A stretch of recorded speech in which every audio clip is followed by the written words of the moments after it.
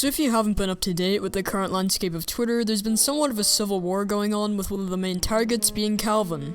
So let me elaborate. It's a popular thing in stan Twitter and just certain communities in general to put things like trigger warnings in their tweets so that people that may find them offensive can just mute the words trigger warnings and never have to see anything that might affect them negatively.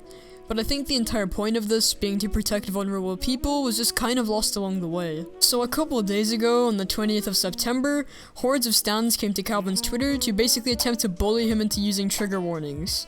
There were so many replies telling him he isn't a decent human being, throwing insults at him, etc. But at that point, who are you even helping? I can understand that you're looking out for people that aren't as well off, but is bullying everyone that doesn't conform to that really the best way to do it?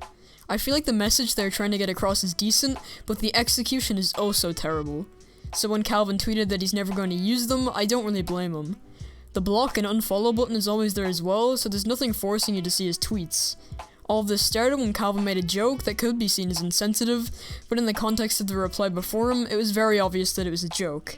Even if someone couldn't tell that for whatever reason, as some people have difficulties with that sort of thing, Calvin later elaborated on it, saying it was a joke.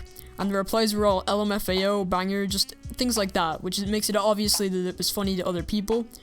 While there's definitely two sides to this, I feel that the people trying to force Calvin to change are definitely at fault. The entire point of Twitter is to express your opinions and just say whatever you want, and trying to make every single user accommodate to every single other user is near impossible.